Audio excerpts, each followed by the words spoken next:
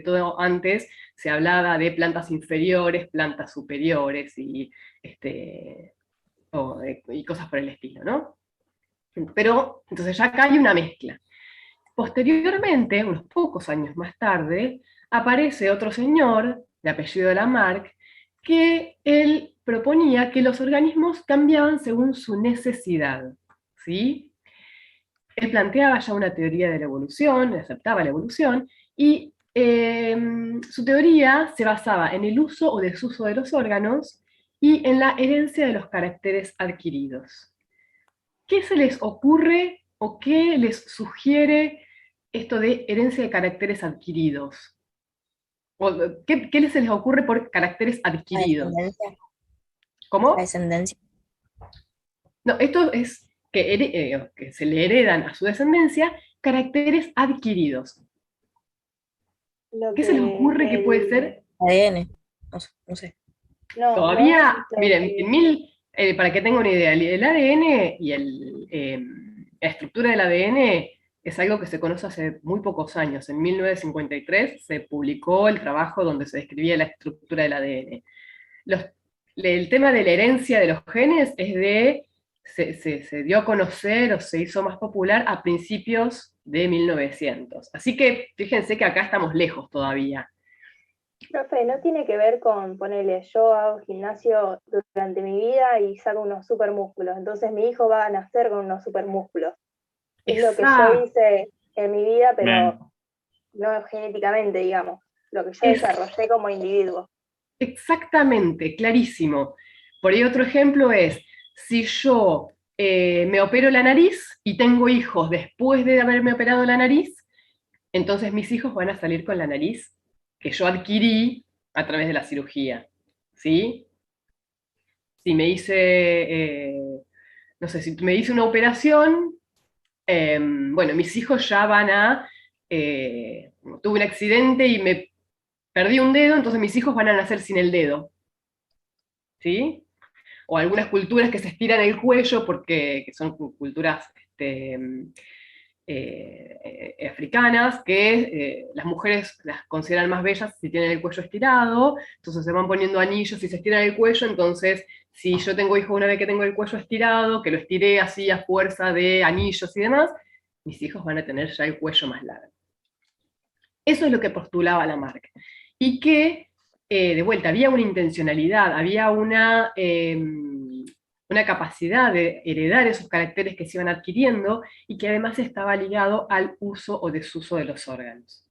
¿Sí? Entonces, si yo no usaba mucho un órgano, se desarrollaba más y eso ya se lo iba a heredar, poder heredar a mis descendientes. ¿Sí? ¿Alguna duda hasta acá?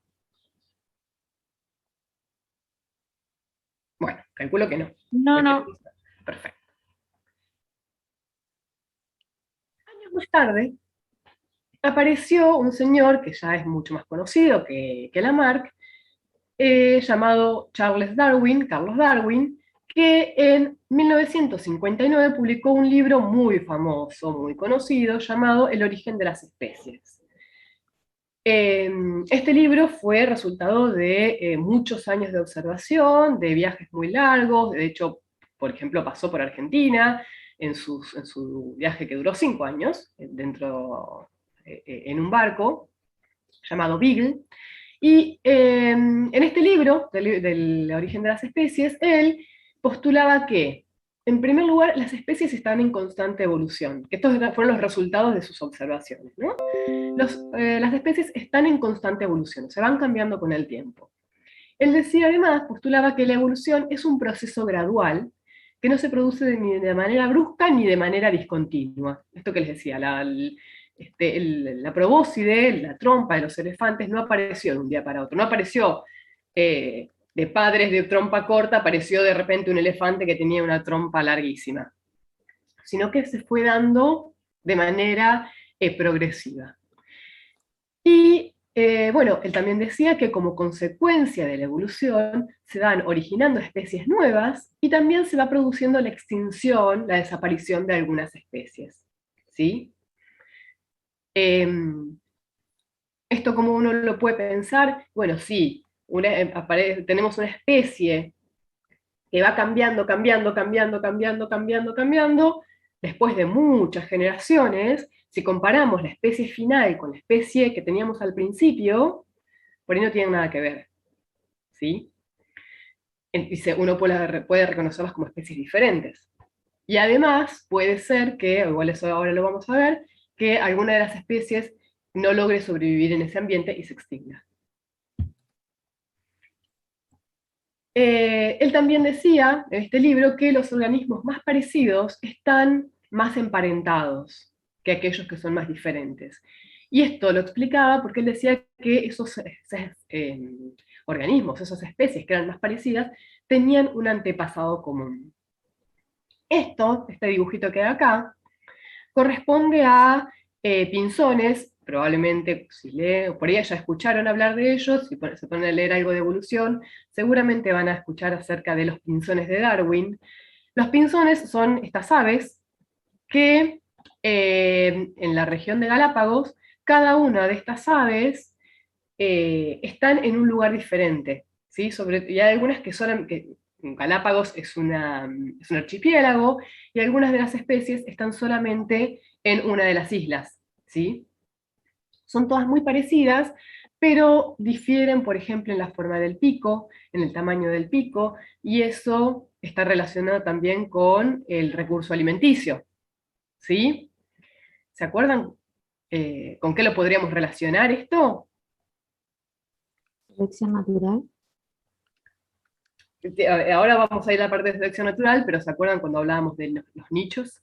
Que en este caso cada especie tendría un nicho diferente, porque algunos se alimentan de granos, más grandes, más pequeños, de insectos, de otras cosas, ¿sí? Son todos muy parecidos, pero se alimentan de cosas diferentes. Y todos estos, si uno se pone a buscar,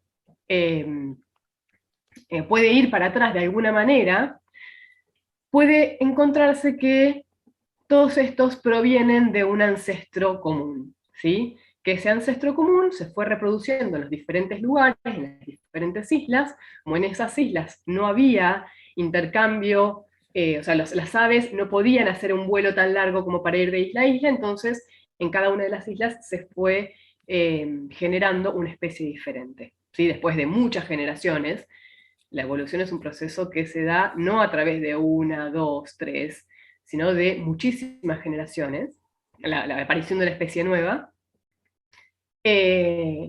Entonces, lo que sí se pudo ver es que todas provenían de un ancestro común, todas estas especies de pinzones. Y lo que decía Darwin en este libro es que el proceso evolutivo ocurre a través de dos procesos que son básicos. Por un lado está la variabilidad de la descendencia y por el otro lado la selección natural. ¿Qué es esto de la variabilidad de la descendencia? ¿Qué se les ocurre? ¿Qué les sugiere la palabra variabilidad?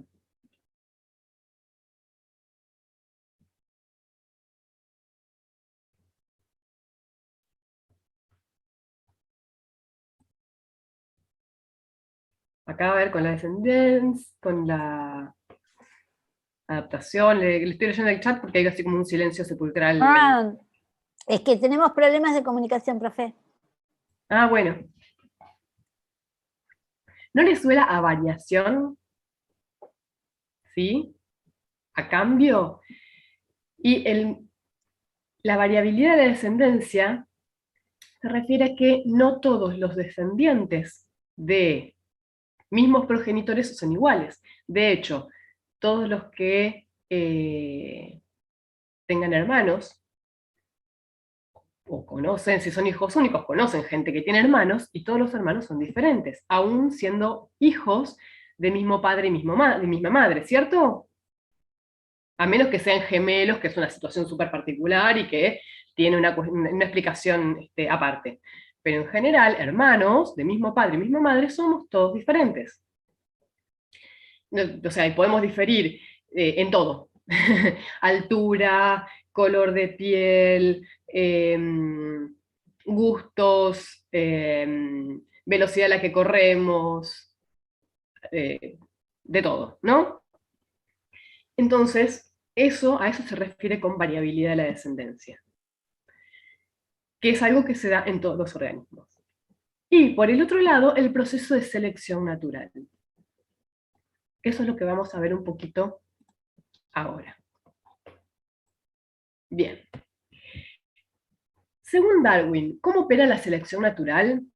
En primer lugar, se parte de la premisa que los organismos tienen un elevado número de descendientes. Y acá ya empezamos a pensar, como ya sabrán, algunas especies tienen como característica tener muchísimos más descendientes que otros, pero en general, si uno mira en toda la vida del organismo, es raro que los organismos tengan un único descendiente a lo largo de toda su vida. Entonces, se parte de que los organismos tienen un elevado número de descendientes. Por otro lado, y pensamos que todos estos descendientes son todos diferentes, ¿no? Por otro lado, el ambiente tiene recursos que son limitados, es decir, hay una cantidad de recursos que no es infinita en el ambiente, y que además el ambiente no es estable. ¿A qué nos referimos con que no es estable? No solamente por ejemplo, en este lugar del mundo tenemos una estación, un momento que hace frío, otro momento que hace calor, sino que además no todos los veranos son iguales, no todos los inviernos son iguales, a veces llueve mucho, a veces llueve poco. Hay cambios que se van dando a nivel geológico, ¿sí? Como ustedes saben, por ejemplo, como consecuencia del cambio global, está aumentando la temperatura del planeta sostenidamente, entonces el ambiente no es estable, ¿no?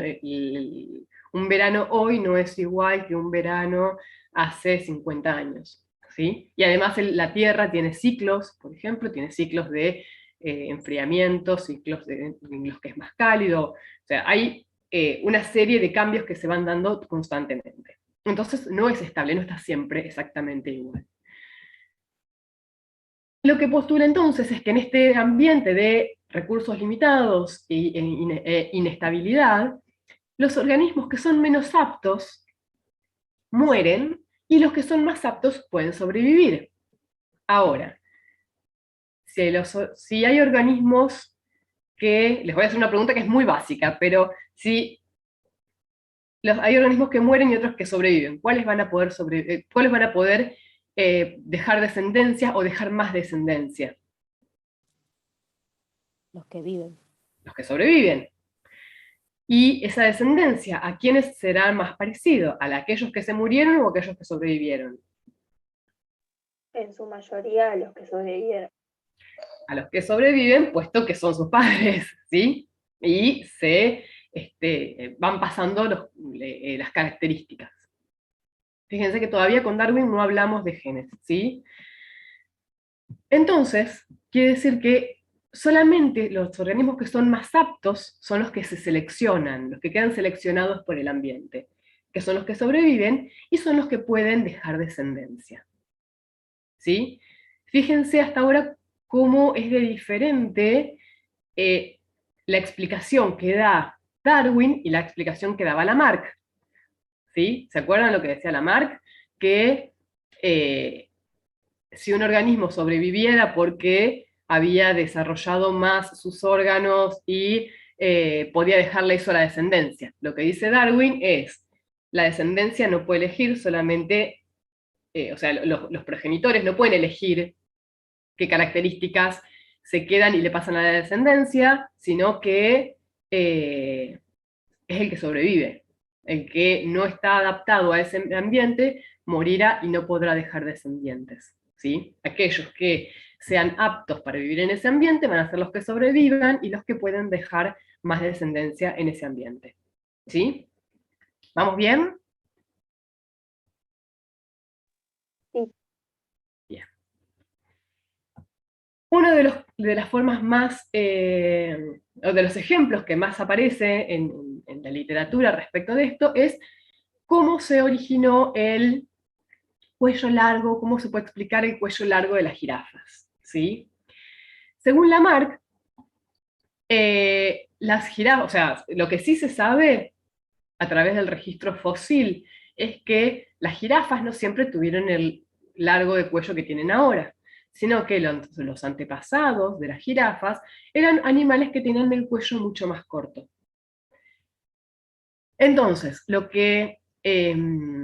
como lo explicaba Lamarck, era que las jirafas tenían el cuello corto y apenas alcanzaban a agarrar los brotes que estaban al alcance de ellos, ¿sí? Pero que eran, o sea, debido a su cuello, que era corto, no llegaban a comer la mayor cantidad de hojas que había en las zonas superiores de los árboles. Entonces, lo que había pasado era que en cada generación las jirafas estiraban un poco más del cuello y debido a su voluntad, a su deseo de estirar el cuello y llegar a los brotes más tiernos, a los que no llegaba el resto, fueron estirando el cuello, ¿sí? Como en cada generación se producía esto, que era un cachitín más largo el cuello, por voluntad de las jirafas, al cabo de un tiempo, de muchas generaciones, el cuello de las jirafas se había ido alargando, ¿sí? O sea, cada generación de jirafas había ido adquiriendo un cuello un poquitito más largo. Como eso se lo pasaba a la descendencia, ya las jirafas hijas tenían el cuello un poquito más largo y ellas adquirían un poquitito más de largo que sus padres por voluntad propia, ¿sí? Y así es que finalmente se podía explicar que las jirafas tuvieran su cuello tan largo como lo tienen actualmente. ¿Cómo explica el mismo proceso Darwin? Según Darwin, de vuelta, siempre partimos, porque eso, uno cuando trata de explicar algo siempre parte de observaciones reales, ¿no? La observación real, de vuelta, es que los antepasados de las jirafas en el registro fósil tenían el cuello corto. ¿Sí? Eso es un hecho. Eso no es una suposición, eso es, se encontró que es así. Entonces, había jirafas que, como dijimos, la variabilidad es clave. No todas las jirafas tenían el mismo largo de cuello, ¿sí? Había algunas que todas tenían el cuello corto, pero algunas tenían el cuello un poquito más corto que el resto, ¿sí? Imagínense a nosotros tratando de alcanzar frutas de un árbol, y bueno, el que es más alto alcanzará frutas más altas que el que es más bajito, ¿sí? Entonces, de estas jirafas, que algunas tienen el cuello más largo, otras tienen el cuello más corto, ¿cuáles van a estar mejor alimentadas? Las de cuello más largo. Las de cuello más largo, porque pueden alcanzar tanto las ramas más bajas como las ramas más altas. Las jirafas de cuello corto solamente pueden alcanzar las ramas más cortas, las ramas que están más bajitas, que aparte ya fueron comidas también por las de cuello más largo. Entonces, de todas estas jirafas, ¿cuál tendrá mayor probabilidad de sobrevivir y cuál tendrá mayor probabilidad de morir? Las de cuello largo van a sobrevivir, las que tenían el cuello un poco más largo, y el resto van a morir. Y las de cuello más corto van a estar peor alimentadas. Como sabemos, un animal que está peor alimentado, no solamente es más, o sea, primero que se puede morir de hambre, segundo que va a ser más susceptible a enfermedades, porque va a estar mal alimentado. Si es una hembra, es menos probable que quede preñada, y su cría es menos probable que sobreviva por esto, porque está mal alimentada. Y en cambio, para una jirafa de cuello largo, se va a dar todo lo contrario. Aquella que está mejor alimentada tendrá mayores probabilidades de sobrevivir. Entonces, finalmente, lo que se produce es que solamente las jirafas de cuello más largo son las que sobreviven y son las que tienen descendencia. Ahora bien, si yo tengo 2 jirafas de cuello corto que se reproducen y 2 jirafas de cuello largo que se reproducen, y miro a la descendencia, ¿sí?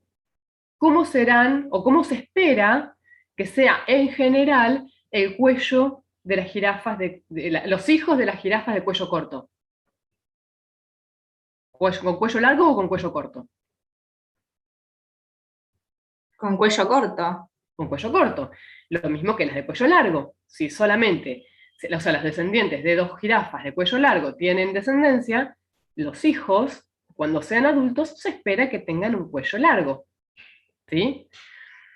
Puesto que la descendencia en general se parece a sus progenitores.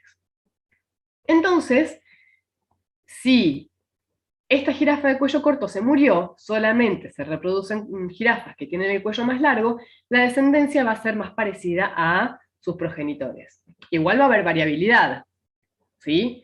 No todas van a tener el mismo cuello promedio, de la misma manera que nosotros tenemos una madre y padre que tienen determinada altura, o supongamos que uno es más alto que el otro y no todos tenemos la altura promedio, ¿sí? Algunos por ahí tenemos una altura que es más parecida a la de nuestra madre, otros una altura que es más parecida a la de nuestro padre, otro que tiene la altura más parecida a la de un abuelo, que dice, mi mamá y papá son bajitos, pero yo soy alto, pero mi abuelo era alto, ¿sí? O sea, están dando vueltas esos genes por ahí. Igual todavía, hasta ahora Darwin no habló nunca de genes, pues no sabía, todavía no hay información en ese momento. Pero lo que sí se sabe, o lo que sí uno intuitivamente sabe, es que la descendencia se parece más a los progenitores. Esto, si se produce a lo largo de muchas generaciones, nuevamente, uno puede explicar cómo fue apareciendo o cómo se fueron seleccionando aquellos organismos que tenían el cuello más largo. Y fíjense que acá aparece esta cosa del gradualismo y de la direccionalidad, ¿sí? Se fueron seleccionando aquellos organismos, ¿en qué sentido? En el sentido de que el cuello más largo es más favorable para sobrevivir en ese ambiente. ¿Sí? ¿Venimos bien? Sí, Sí. ¿Quedan dudas? Lau, ¿te puedo hacer un comentario que hace Sí. Brian en el chat? Sí. Que dice, lo mismo ocurre con el Homo erectus, ¿no? Empezaron a caminar en 2 patas y se adaptaron así. El tema de la evolución del hombre es bastante interesante.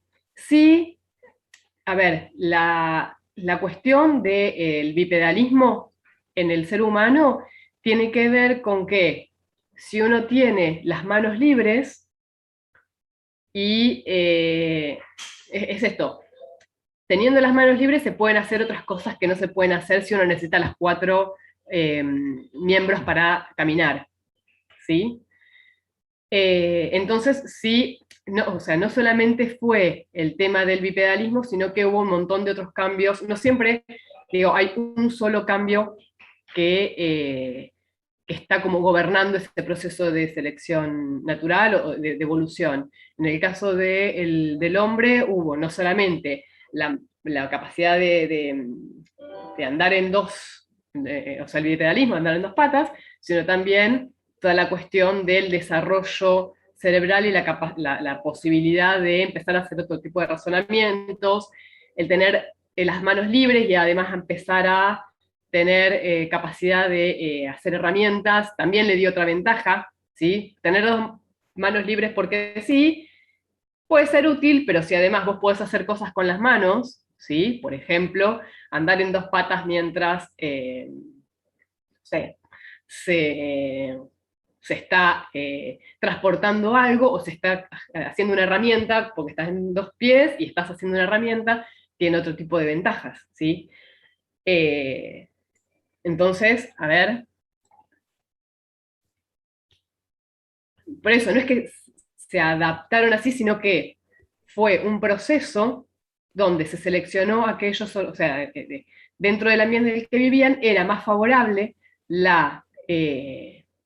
o podían adaptarse mejor, tenían mayores probabilidades de sobrevivir aquellos que andaban en 2 patas que aquellos que no. ¿Sí?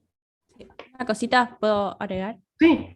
Una de las hipótesis que se sostienen actualmente es, bueno, vieron que surgieron en África, digamos, el género Homo, y se estima que estuvo asociado a estos cambios, esto que comentaba Lau, a cambios ambientales dentro de la vegetación. O sea, es decir, se pasó de principalmente bosques, selvas, a áreas tipo sabanas, pastizales, por cambios climáticos asociados.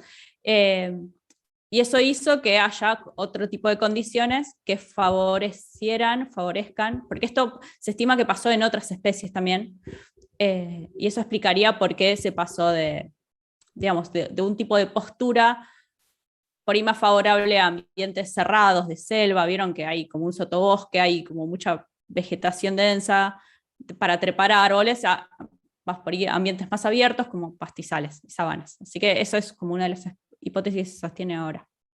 Es súper interesante. Y esto del pulgar oponible, la posibilidad de hacer pinza, digamos, es también algo que surgió en ese momento, se estima. Gracias, Vero. Profe, perdón Sí. que la interrumpa. Hay una compañera que dice que está en sala de espera.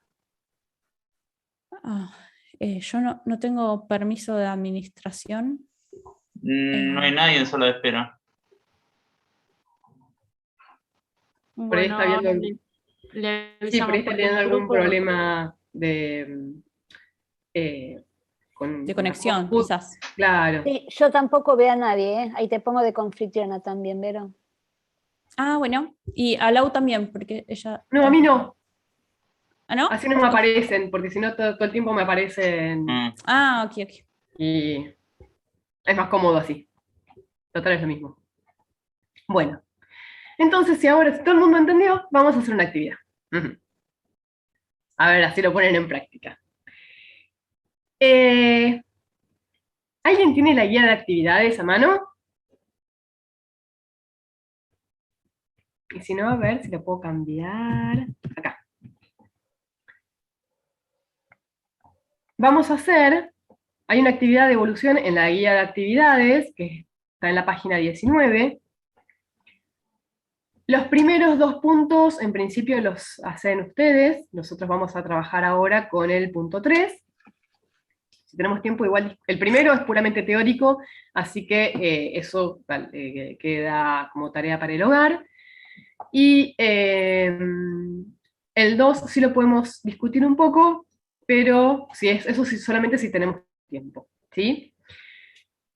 Y lo que me interesa ahora es que veamos el punto 3. ¿Alguien se anima a leerlo?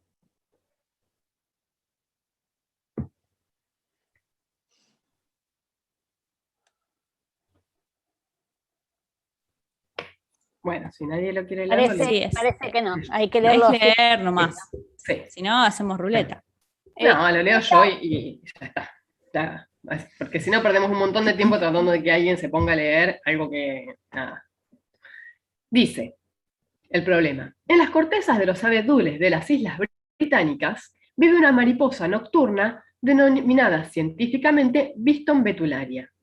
Esta mariposa tiene un color blanco plateado, moteado de negro, que permite ocultarse muy bien sobre las cortezas de los abedules que abundan en los líquenes.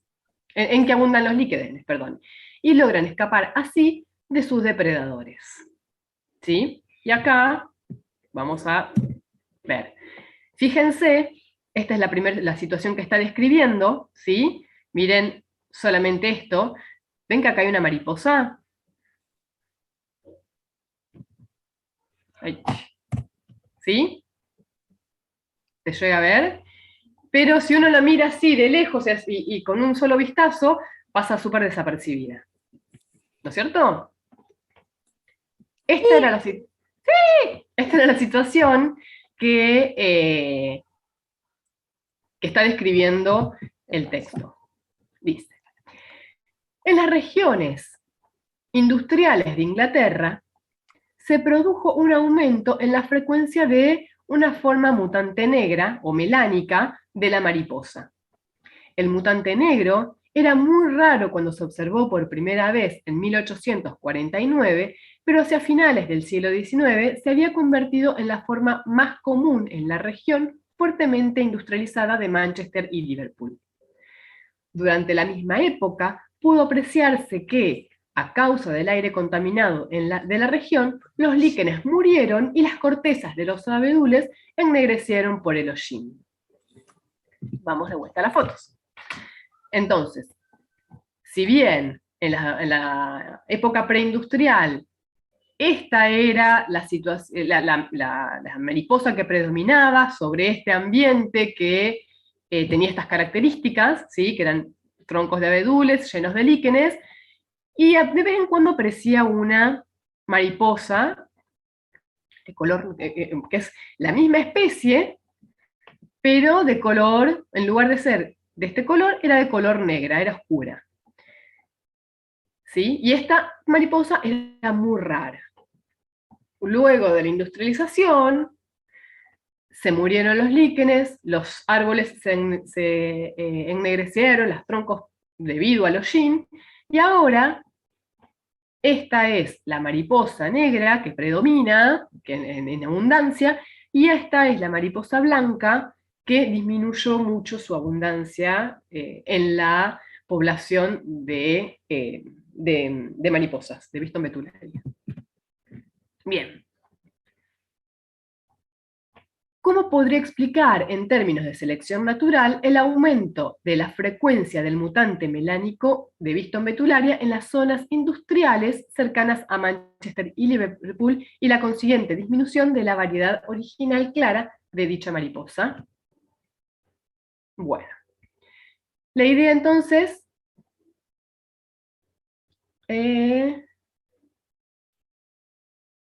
sí, creo que leí todo. Entonces ahora la idea es que teniendo, igual ustedes tienen la consigna de la actividad, porque está en la guía de actividades, ya tienen un pantallazo de cómo se veían las mariposas, ya saben que estas mariposas eran depredadas mayormente por aves. Como ustedes saben, las aves, ¿qué sentido utilizan para cazar? Mayormente. O sea, de los sentidos. ¿Qué usan? El oído, el olfato, el tacto, la vista. La visión. ¿Eh? La visión. La visión, perfecto. Entonces la idea es que ahora se reúnan en grupos, resuelvan esta actividad, es sencilla, así que les damos 15 minutos, 20